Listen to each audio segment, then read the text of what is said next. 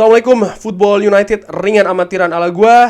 Kali ini gua akan news update ringan amatiran seperti biasa. Sumber gua ambil dari Twitter dan juga nanti ada dari Manchester Evening News. Gua kembalikan lagi ke Sobat Football United ya. Seperti biasa juga, mau percaya mau enggak, ini ada rumor, ada berita, gua sampaikan dan akan nanti gua sampaikan juga opini gua bagaimana.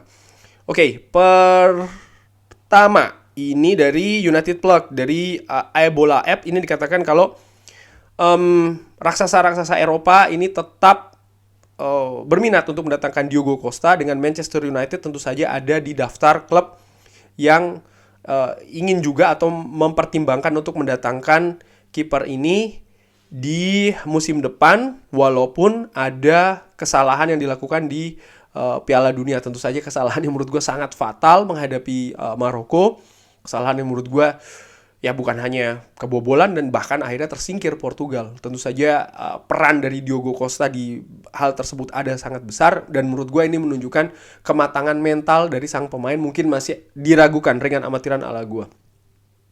Dari sisi teknis menurut gue tidak ada masalah dari Diogo Costa, kiper yang fantastis. Ini sudah ditunjukkan di pertandingan-pertandingan awal Portugal maupun juga di klubnya. Hanya saja di pertandingan terakhir menghadapi Maroko, menurut gue kesalahan itu kesalahan fatal, dan sekali lagi ini menunjukkan bukan dari soal teknis menurut gue ya dengan amatiran, tapi dari sisi non teknis alias ya mental psikis dari pemain ini mungkin belum kuat-kuat banget sehingga dia melakukan kesalahan yang itu tadi ya akhirnya menyingkirkan Portugal.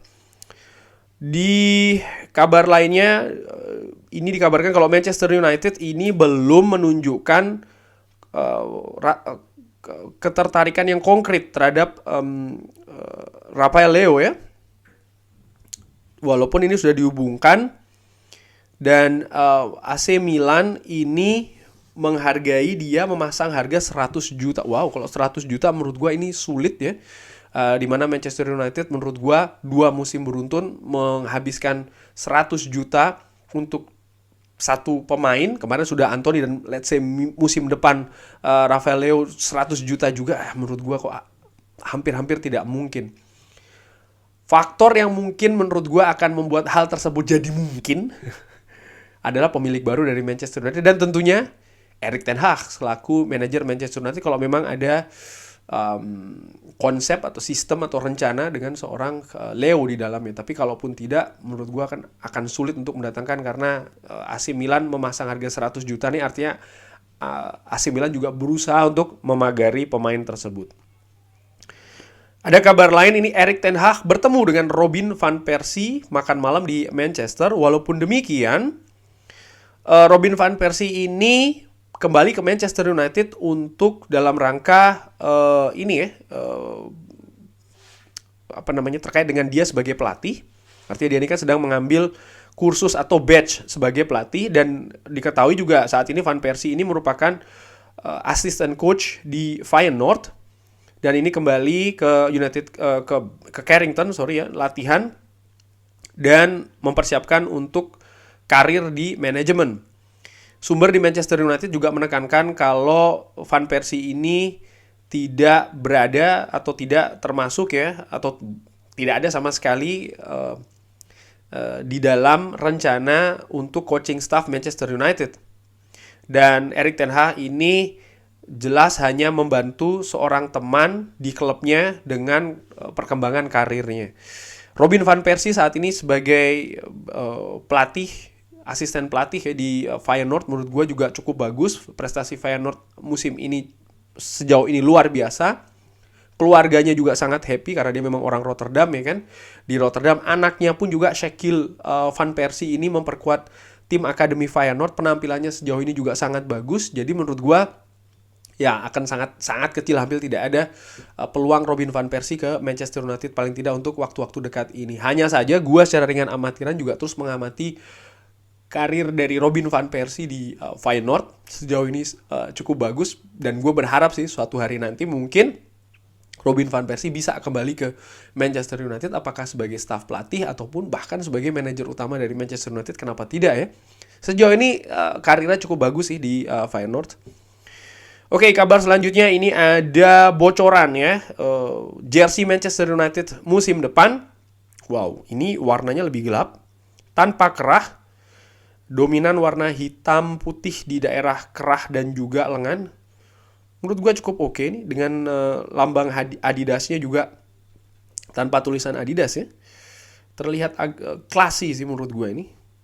Dari sampingnya mungkin ada strip 3 itu ya, warna hitam, mungkin agak tidak terlihat. Menurut gue sih oke. Bagaimana menurut Sobat Football United? Oke nggak nih desainnya? Kalau betul memang ini ya. Kabar selanjutnya dikabarkan Erik ten Hag ini mendorong Manchester United untuk mendatangkan Denzel Dumfries. Wow, pemain Belanda tampil so-so sebenarnya di Piala Dunia kemarin. Menurut gue sempat tampil gemilang ketika menghadapi Amerika, tapi selebihnya menurut gue tampilannya ya so-so ya, dalam defensif maupun juga dalam ofensif. Dikabarkan sebelumnya memang Denzel Dumfries ini juga masih happy di Inter Milan. Inter Milan juga happy dengan Denzel Dumfries. Jadi kalau Manchester United ingin mendatangkan, harganya akan sangat tinggi menurut gua. Mungkin ada sekitar 60 atau bahkan 70 juta euro. Dan menurut gua kabar ini hanya rumor belaka. Menurut gua ya, dengan amatiran. Malo Gusto ini juga merupakan satu dari beberapa target untuk bek kanan untuk Manchester United. Gusto ini di rating sangat tinggi di Manchester United dan bisa dijadikan solusi untuk musim panas tahun 2023. Kabarnya harganya ini sekitar 30 juta sampai 40 juta euro. Wow, ini pemain muda. Gue sempat melihat dia secara langsung ketika Lyon bertanding persahabatan dengan Feyenoord. Pendapat gue tentang dia, pada saat itu dia tampil bagus sih, terutamanya dalam menyerang maupun juga bertahan, tampil sangat solid. Ya kalau dia datang ke Manchester United, dia akan menjadi pesaing yang ketat sih menurut gue untuk seorang Diogo Dalot. Dan gue lebih suka pemain-pemain seperti ini daripada pemain seperti Denzel Dumfries, pemain yang sudah punya nama ya, karena Diogo Dalot ini juga sedang dalam track berkembang lebih bagus lagi. Kalau seandainya kita mendatangkan pemain kelas 1, yang gue khawatirkan ini justru akan menutup atau mengurangi potensi dari Diogo Dalot, yang menurut gue ya sangat disayangkan ya, karena terlihat menurut gue dengan amatiran Diogo Dalot ini perkembangannya cukup bagus dan terus naik ke atas, sehingga harus tepat juga ini mendatangkan pemain yang bisa memberikan persaingan yang positif bagi Diogo Dalot sekaligus juga sebagai backup ya bagi Diogo Dalot. Dan ini dikabarkan kalau